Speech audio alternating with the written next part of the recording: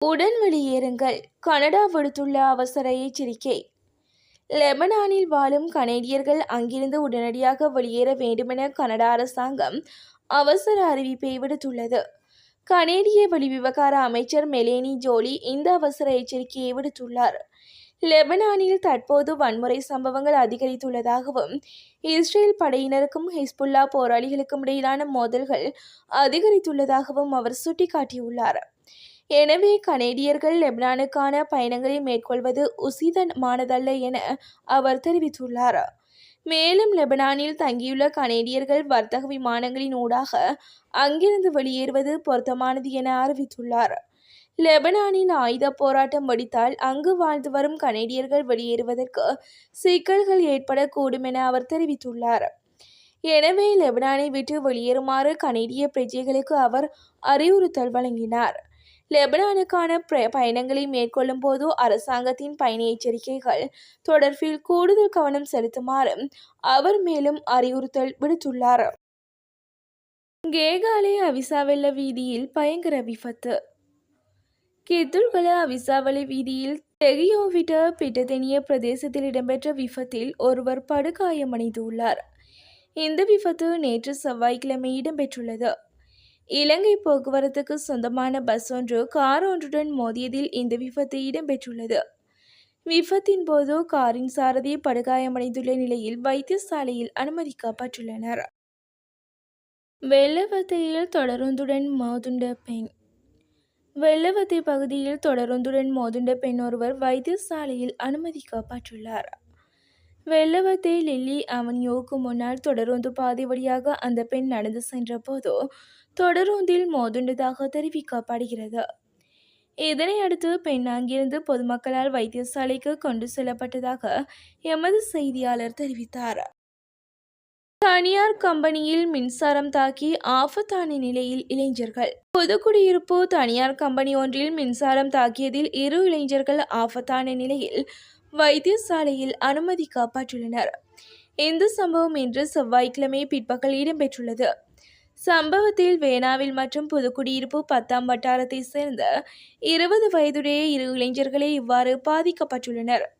புதுக்குடியிருப்பு சந்தையில் அமைந்துள்ள தனியார் நிறுவனத்தில் பணிபுரியும் ஊழியர் ஒருவர் குறித்த கம்பெனியில் தண்ணீர் தொட்டியினை சுத்திகரிக்க கட்டட மேல் பகுதிக்கு சென்றபோது மின்சாரம் தாக்கி கீழே விழுந்துள்ளார். மேலே சென்றவரை காணவில்லை என அருகிலுள்ள பலசரக்கு கடையில் பணிபுரியும் ஊழியர் கட்டட மேற்பகுதிக்கு சென்றபோது அவரும் மின்சாரம் தாக்கி மாடியிலிருந்து தூக்கி கீழே வீசப்பட்டார். இதனையடுத்து உயிருக்கு ஆபத்தான நிலையில் மீட்கப்பட்ட இருவரும் சிகிச்சைக்காக புதுக்குடியிருப்பு வைத்தியசாலைக்கு அனுமதிக்கப்பட்டு பின்னர் மேலதிக சிகிச்சைக்காக முல்லைத்தீவு மாவட்ட வைத்தியசாலைக்கு மாற்றப்பட்டுள்ளனர். மேலும் சம்பவம் தொடர்பான மேலதிக விசாரணைகளை போலீசார் மேற்கொண்டு வருகின்றனர். முச்சக்கர வண்டியில் ஹெரோயின், 3 கைது. வத்தளை பிரதேசத்தில் 5 மில்லியன் ரூபாய் பெறுமதியான ஹெரோயின் போதைப் பொருளுடன் பெண் உட்பட 3 கைது செய்யப்பட்டுள்ளனர். நீர்கொழும்பு மற்றும் கொழும்பு ஆகிய பிரதேசங்களைச் சேர்ந்த 26 முதல் 48 வயதிற்குட்பட்ட 3 இவ்வாறு கைது செய்யப்பட்டுள்ளனர். இலங்கை கடற்படையினர் மற்றும் போலீஸ் போதைப்பொருள் ஒழிப்பு பிரிவினரால் வத்தளை பிரதேசத்தில் கடந்த 24ஆம் திகதி மேற்கொண்ட சுற்றிவளைப்பின் போது முச்சக்கர வண்டி ஒன்று சோதனைக்குட்படுத்தப்பட்டுள்ளது. இதன்போது முச்சக்கர வண்டியில் மறைத்து வைக்கப்பட்டிருந்த 5 மில்லியன் ரூபாய் பெறுமதியான 200 கிராம் ஹெரோயின் போதைப்பொருள் கைப்பற்றப்பட்டுள்ளது. இதனையடுத்து சந்தேக நபர்கள் 3 முச்சக்கர வண்டியுடன் கைது செய்யப்பட்டு மேலதிக விசாரணைகளுக்காக போலீஸ் போதைப்பொருள் ஒழிப்பு பிரிவினரிடம் ஒப்படைக்கப்பட்டுள்ளனர். கென்யாவில் பலர் உயிரிழப்பு. கென்யாவில் வசிக்கும் அனைத்து இளைஞர்களுக்கும் பாதுகாப்பாக உள்ளதுடன் நைரோபியில் உள்ள இலங்கை உயர்ஸ்தானிக ஆலயம் நிலைமையை உன்னிப்பாக கண்காணித்து வருவதாக அந்த நாட்டு ஊடகங்கள் செய்தி வெளியிட்டுள்ளது. ஆயிரக்கணக்கான எதிர்ப்பாளர்கள் நேற்று கென்யாவின் நாடாளுமன்றத்திற்குள் நுழைந்து வரி விதிப்புகளுக்கு தமது எதிர்ப்பை வெளியிட்டனர். நிறைவேற்றப்பட்ட குறித்த யோசனை 2024 தொடக்கம் 2025 நிதியாண்டில் கூடுதலாக $2.7 பில்லியன் வரிகளை உயர்த்துவதை நோக்காக கொண்டிருப்பதாக அவர்கள் குற்றம் சுமத்தினர். இதன்போது கட்டிடத்தின் ஒரு பகுதியை அவர் எறியூட்டியதாகவும் இதன்போது நாடாளுமன்ற உறுப்பினர்கள் தப்பியோடியதாகவும் தகவல்கள் வெளியாகியிருந்தன. இதன்போது குறைந்தது 5 பேர் கொல்லப்பட்டனர். 45க்கும் மேற்பட்டவர்கள் காயமடைந்துள்ளதுடன் பெருமளவானோர் கைது செய்யப்பட்டுள்ளனர். இந்த நிலையில் கென்யாவில் உள்ள இலங்கையர்கள் பாதுகாப்பாக உள்ளனர் என்பதையும் எந்தவொரு ஆபத்தான சூழ்நிலையும் இல்லை என்றும் இலங்கை உயர்ஸ்தானிகர் கனகநாதன் தெரிவித்துள்ளார்.